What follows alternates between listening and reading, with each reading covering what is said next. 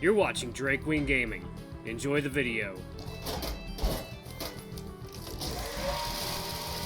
Hey guys and gals, Nary here from Drake Wing Gaming, and if some of you know me on Twitter, The Gaming Dragon. Today I'm coming back at you another Let's Play episode of No More Future. So y'all, keep in mind I'm still doing the affiliation with Green Man Gaming. Y'all just click that link in the description and y'all get discounts on all the latest and greatest games, and I get commission based on whatever y'all buy. Also, my lovely girlfriend Elle is taking commissions now. I have links to her FA and her Twitter in the description, but anyway y'all, let's jump right into it. Alarm Chan, you are up, and let's go. There we go, okay. You don't look so good. Oh, sorry, I was just wondering where you went.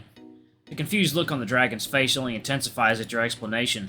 Really? I don't think I went too far away. I was talking with the badger guy from earlier just a few aisles over. I thought I told you I'd leave for a while, but maybe I was a little too quiet about it. Or maybe you were just so busy running your errands that you didn't notice. That's alright, no need to look so sorry about it, it's not a big deal. And speaking of, what did you talk with that worker guy about? Was something the matter? Oh, not really. All he wanted was to ask a few questions about... me? Yeah, you. Not too surprising, all things considered. These days, it feels like everyone's talking about you. Very rarely do you have a speaking role in these conversations. I suppose it could have gone worse, all things considered. Questions sure be complaining. What did he ask? Just a few things. He wanted to know how I managed to talk to you without being scared to death. To which I replied, rude, why would anyone be scared of him? And he was like, everyone! The customers, the other employees, but just about everyone I know. But you seem to handle it well, so what's the trick? I swear some people just can't hear how rude they sound when they speak. You instinctively scratch the back of your neck at Nim's retelling, not nearly as surprised about what happened as your friend appears to be. Well, can you blame him, Nim? Half the country thinks I'm a murder machine in the making. And not without reason, you think to yourself as you recall the other night's events. The dragon probably doesn't need to hear that part. Honestly, I'm glad he's trying to get better at it, at least. Not everyone would have the courage to even ask that. I know. It's just so weird, hearing people say that about my friend. It's like they're talking about a completely different person. Yeah, that kinda sucks. You visibly shiver as you try to shy away from the mental image and refocus the conversation onto something else. I assume you didn't share these views either, before you found out it became a synthetic, I mean. The dragon's pensive gaze turns toward the ceiling, evidently lost in thought. Not sure, honestly. I don't think I had any strong opinions either way. I mean, seeing you for the first time at the bar was a little scary. Must have been because of all the nasty rumors floating around at the bar. But aside from that, I hardly even knew synthetics were a thing. Really? You weren't interested? You find that shocking to hear, though you can't quite explain why. But the synthetic's purpose is to let people live forever, in theory at least. Once they're cleared for public use, you could become one and never have to worry about anything again. You wouldn't need to eat or drink or sleep anymore. You wouldn't have to die.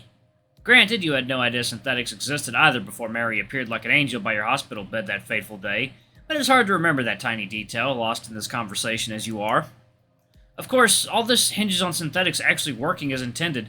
You said you believe it's really me inside here, so why aren't you excited about this technology? The dragon's gaze turns to the ground as he tries to put his murky thoughts into words. Well, it's not like I'm going to be able to afford this technology once it comes out, right? It's probably going to cost a fortune just to get put on a waiting list. Nim's sound, almost cynical reasoning quickly takes you by surprise. You think so? Yeah, why wouldn't it be expensive? I mean, you said it yourself, synthetics are basically a cure-all for everything, aren't they? Hunger, thirst, even death itself. I don't think something like that would ever come cheap. I see what you mean. Odd. In spite of how reasonable this argument is, you're fairly certain this is the first time you've ever heard it. It makes sense, though, doesn't it? Pandora isn't a charity by any means. At this point, you're not even sure charities even exist anymore. Mary never told you why she began working on synthetics, but judging by her superior's reactions from the other day, you can tell they didn't choose to finance this project out of sheer altruism alone. Once all is said and done, just how much is the transition going to cost? Millions? Billions? Will it cover the body as well, or just the procedure? Is there even going to be any insurance at all? Your scientist friend did say that the transition was going to be affordable sometime last week, but who knows what that even means at this point, or even if you can take the Siamese at her word. Just thinking about how miserable it'd feel to have an eternal life at a finger's width away and being unable to purchase it almost makes you puke, but... You? One second, y'all. Water time. It's water time. Alrighty. You won't have to worry about any of it after all. You skip past all that for free. Hey, what are you looking like that for? As if somehow aware of the dark waves your current mullings are riding on, Nim tries his best to grab your attention once again, an upbeat smile on his face. Don't look so upset. I'm happy for you, really. You had an opportunity and you took it, same as I did. Same as we all should. There's nothing shameful about that. In fact, you should be proud. Not everyone would have had the guts to go through what you did, with no guarantee they'd even get what they wanted. A bittersweet smile forms on your visor as you retreat away from the dragon, an invisible and highly embarrassing warmth flooding your senses. Was I mumbling stuff out loud again? Just a little. Could barely catch you with your funky robot voice, but I didn't like what I was hearing. Nem's smile is contagious, and you quickly overcome your awkwardness thanks to his wholesome enthusiasm. I'm really glad you feel that way. Not everyone's as kind and thoughtful as you are. Don't worry, Isaac. Just trying to be of help. Besides, not being able to afford the transition doesn't bother me. It's a little early for me to start worrying about sickness, death, the afterlife, and all that jazz. No offense, of course. None taken. You were saying? The dragon crosses his arms as he silently wonders just what he was trying to say. Well, I think that was about it, really. I mean, sure, I'll have to worry about all that stuff eventually, but what's the point of starting now? If I gotta aim my sights on the future, I may as well aim at things I can actually control, like my new streaming. His eyes suddenly sparkle with shock and glee as he turns to address you, a hopeful look on his kind face. Ah, wait, this reminds me, you never told me how that talk with your boss went. Are we gonna be able to stream together after all? Ah, and here it is. You had a feeling you'd get to talk about this stuff sooner or later. Just the mere mention of this topic brings some interesting memories at the forefront of your mind. Memories of your talk with Jasper at the restaurant and with Natalie on the train. Where'd even begin? Probably from answering your friend's question, if you had to guess. It wouldn't do well to get carried away already. I'm sorry, I didn't have a chance to talk to her like I hoped I would. I did learn some useful stuff, though. Even if it's not exactly good stuff. The dragon raises an eyebrow at your suspicious response. What do you mean? You make as if to answer, but you find yourself hesitating. Opening up about this topic likely means sharing some crucial details with your friend that you're not sure should be openly discussed. You recall Jasper saying that it didn't really matter if people knew the truth behind Pandora and the rest of the world or not, but you're not so sure about that. After all, learning all those terrible things shook you to your very core, and who's to say Nim won't be just as disturbed or worse? But is that what's really stopping me from telling him all this? The uncomfortable feeling in your stomach that has resurfaced after all your pondering leaves many doubts on the matter. Isaac, are you alright? You went quiet all of a sudden. Isaac! Oh, you went quiet all of a sudden again. As usual, it's Nim's duty to bring you back to your senses and away from your nagging demons. Instinctively dart your head around as if to visibly shake your nasty thoughts off of you, and quickly realize that a large crowd has formed near the end of the aisle. Seeing as almost every shopper in the store can be counted amidst their number, you assume these perplexed onlookers gathered there over time as a result of your lengthy conversation with your friend. Are we bothering them by chance? I mean, we have been talking for quite a while now.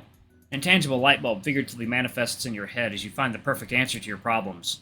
Sorry, just realized we've been hanging in the same spot for a few minutes already. Probably not very nice of us now that I think about it. Mind moving somewhere else before I tell you? Nim appears a little unsure and almost annoyed at your suggestion, but nods his head firmly nevertheless. Fair point. Let's get going. You grab your carts and make your way out of the aisle, heading opposite the swarming crowd on the other end. As you leave, your friend can't stop himself from shouting a final time at the murmuring masses.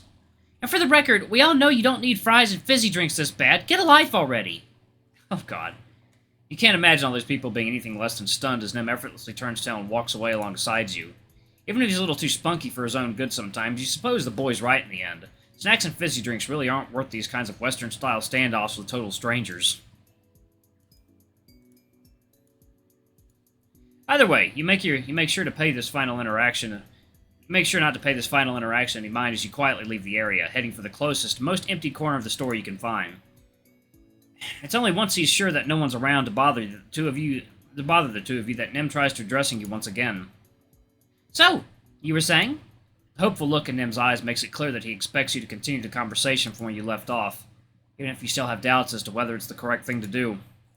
I probably shouldn't tell him if I had to guess. However, at this point, you breathe a helpless sigh as you realize that it's probably too late to go back on your word. Your friend deserves to know why his proposal is more complicated than he thinks, and everything else that entails, too. Well, I learned some pretty weird stuff talking with the CEO of Pandora the other day, and they have a lot to do with your suggestion. You talked with the CEO of Pandora? The dragon appears rather surprised to hear that for whatever reason. Sounds scary. What are they like? He's an asshole. Nim's eyes widen at your curt reply, evidently taken aback by how quick it was. Oh, yeah, I guess I should have seen it coming. Yeah, don't even get me started on him. I've got enough to say about him to last the rest of the day, and that's probably not what you're here for. Oh, well, fair enough. But anyways, we talked a bunch, and, well, you give your friend a final, uncertain look before you move on with the conversation, still feeling like you're making a huge mistake setting light on these sunken mysteries. Did you know all these news networks, social media companies, and similar stuff are all controlled by one company? As you expected, Nim raises an eyebrow at your unexpected revelation. You mean Pandora? No, it's another one called Prometheus or something. Totally different crew and all. Ah, I see. He remains quiet for a while, likely trying to process what you just told him.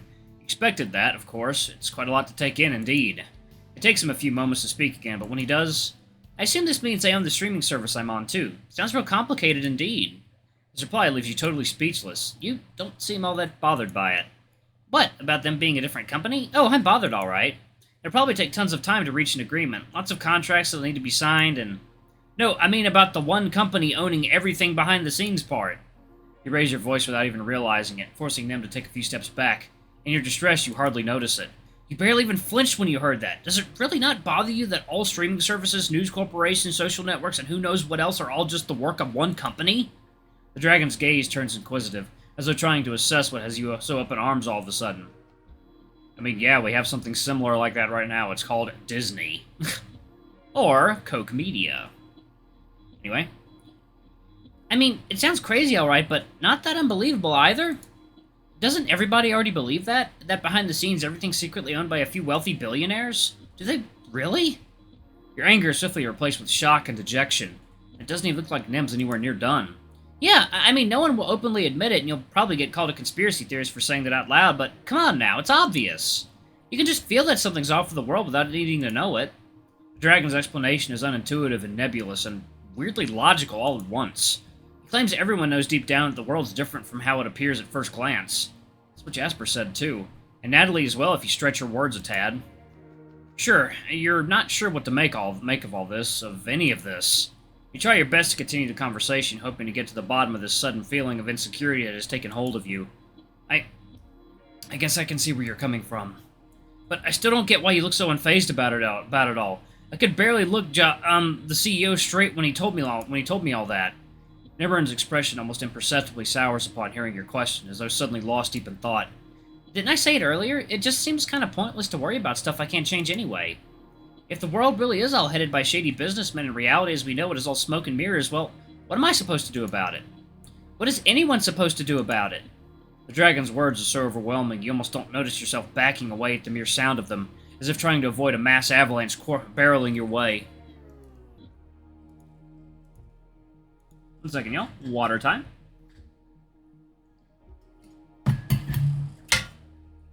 And still, you try your best to stay composed. I don't know.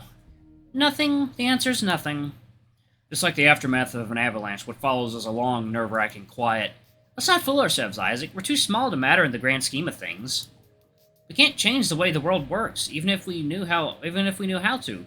We're just two small voices in a vacuum, hardly even relevant. All we can do is just live life the best we can, in the world we were given. I don't think there's much point in worrying any further than that. The quiet continues, at least for you. Every sentence that comes out of Nim's mouth feels like a dagger twisting further and further into your skin. It's not like he's doing it on purpose, of course. It's anxiety, the sense of helplessness. These are yours and yours only. Maybe because deep down you feel the same way as the dragon does. Maybe because you've secretly had similar thoughts for quite a while now and never paid them any mind before. Maybe because you never realized that Nim felt this way, underneath his kind and cheerful exterior. Upon noticing the gloomy atmosphere that's taken hold of you both, Nim tries his best to get out of this unexpectedly dark conversation. Maybe I got a little too real there. Sorry. It's alright. I thought that was actually really interesting to hear from you, for lack of a better term. I guess all I'm trying to say is that I had no idea you'd have so much to say about this. When I learned about all this stuff, I was completely speechless. Yep, sounds about right for you. You're always too shy for your own good. Hey! The cheery chuckling that comes out of Nim's lips is not quite enough to improve your mood, but you try your best to appreciate his attempt nonetheless. But yeah, I guess all I was trying to say is that I try not to let it bother me is all, and neither should it bother you. You're synthetic now, Isaac. You're above this stuff. You can lead your life however you want, without having to worry about all this nonsense. I actually kind of envy that. The wide smile spreading on Nim's lips is all but reassuring, in spite of how much you wish it was. Okay. You can lead your life however you want, he says, if only things were truly that simple. If only you knew how terribly you feel deep down inside. But he doesn't need to hear that, you reason. He already shares enough of your burden by simply being around you as is. You attempt a timid smile as you try to continue the conversation on an upbeat note. I'm not too sure about that, but thanks, I guess? Don't sweat it. I hardly even did anything. Though, if you really want to thank me, you could always try talking to one of your bosses and find out if we can do that stream together after all. You can't help but roll your eyes at Nim's unprompted joke, though you hope he didn't see that. Alright, I was gonna do that already. I knew I could count on you. The two of you begin to move away from your cozy spot in the corner of the grocery store, trying to return to what you were doing before, whatever this was happened. You have quite a lot to think about, especially after hearing Nim's thoughts on the matter, but you try your best to push them to the back of your mind for the time being. God knows he doesn't need to see you looking even more conflicted about everything than you already are. It's during this attempt at keeping your worries on lockdown that you recall something you meant to ask him a few minutes ago. By the way, you never told me that what you replied to that Badger guy earlier. Oh, that's right. Jeez, we got more than a little sidetracked back there. Nim needs some time to remember his exact words, but it doesn't take long for his lips to spread into a familiar, kind smile. I just told him that I don't see you as this crazy murder monster everyone's talking about. I just see the same old friend I used to have as a kid. The one who got bullied by his classmates, yelled at by his parents, even got spooked by a butterfly one time. Hey! You said you wouldn't mention that again! Alright, y'all, I'm going to go ahead and pause it right there. Thank you all so much for watching. Don't forget to like, comment, subscribe, ring that notification bell, leave a super thanks, or tip if you can, it always helps. Until the next video, I love you all. I'll see you next time. Bye-bye!